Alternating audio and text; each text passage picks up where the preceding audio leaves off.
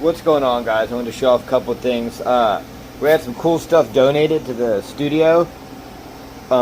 First one being this, a couple of lead pots. There's an electric one for melting and then one just to run my molds from. I was using that to clean up my dirty lead and get it all clean and run a couple of jigs for the new cutthroats. But that's really going to help us mess around with our lead work. I've always wanted to get into lead work a little bit, and when we bought the cutthroat shad mold, we had to. And so we're probably going to get into a couple of other things, but right now it's just so we can run wire forms for the new 6-inch cutthroat shad. Also, we were gifted this awesome 3-inch stub grub from Fat Guys Fishing. It's got this cool system where you've got this rod that separates your tail from your body. So you pull your rod up, you shoot your tails through this side, and then loosen the screws a little bit. Push your rods back down to connect them. Shoot your body through the center runner to connect them. Super stoked to see how this works and to shoot some of these. So stay tuned.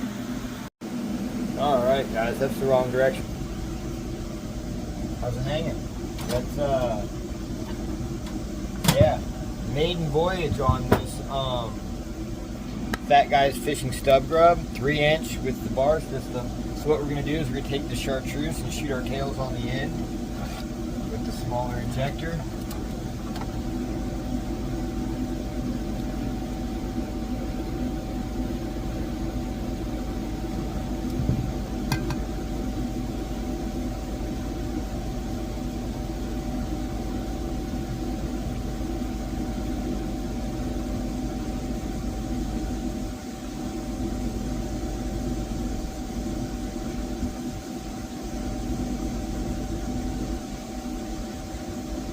Like I said, this is the maiden voyage, first time using this mold, first time using this system, so not looking for perfection, I'm just having fun and seeing how she goes. Alright.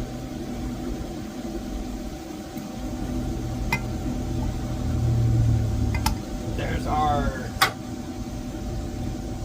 chartreuse tails. And while they are setting, it's on my hand! While they're setting for a minute, we've got the body color in the degasser right now. So as soon as that comes out and that's ready, we'll push these plates down and shoot our body. See how it goes. Check it out. Alright, it's out of the degasser. I didn't need to reheat it, it's already hot, nothing. You know, this is just stuff I had around the shop. I'm always seeing guys throwing hot bodies with chartreuse tails for walleye with grubs and stuff like that. So had some chartreuse specifically for tails. Had this hot pink topper for some 432, and figured we'd at least we'd do it justice and do like a hot color. So wait, what we're gonna do? All right, now I should have loosened these up and lowered them first, and I forgot to.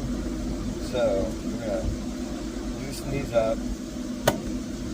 Push the pins down, and this is brand new, so I'm hoping over time and after using it, it's gonna loosen up. It's not gonna stay super duper stiff, guys. It's like new shoes, you know what I'm saying? Let's make sure that the injector's still liquid and moving, and let's pump these bodies.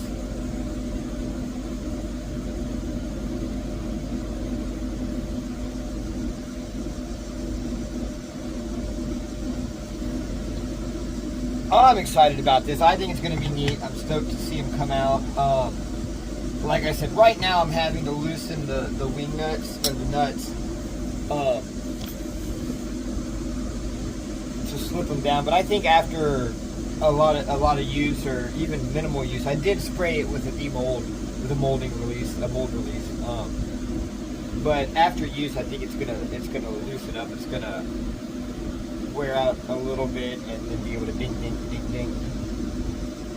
I don't think it'll ever get to a point where it just won't hold up on its own. It's got these little rollers in it too that stop it from kind of popping out. Yeah, it's got like it's a traditional grub body, so I want to make sure I keep my runner topped off. I don't want it like denting those bodies. I can still see it sucking. It's a sucking. Yeah. We're not gonna sit here and watch this cure because I just ramble like a potato. But we will be back when it's done. We'll do a reveal and we'll check it out. All right, guys, it's been a couple of minutes. Probably not long enough, but we're gonna check it anyway. Let's see how they turned out.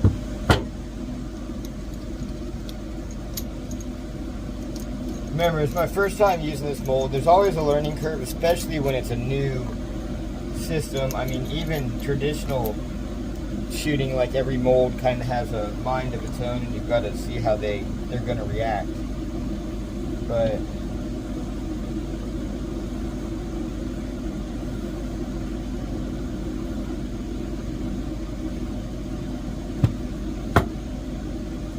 ooh, got it out of a little vent hole. That's okay, kittens.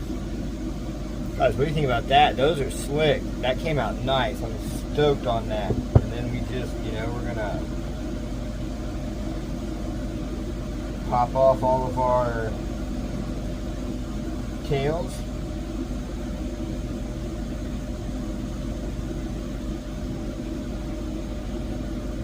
I'm actually gonna take these in and show them to Lisa because I am stoked on this. There they are, fully pulled. Nice connection. I like how it goes a couple into it. And stuff like this, guys, I am super paranoid about selling things with different colored tails, and I traditionally let that stuff sit for like, I don't know, man, like 3 to 5 days, something like that.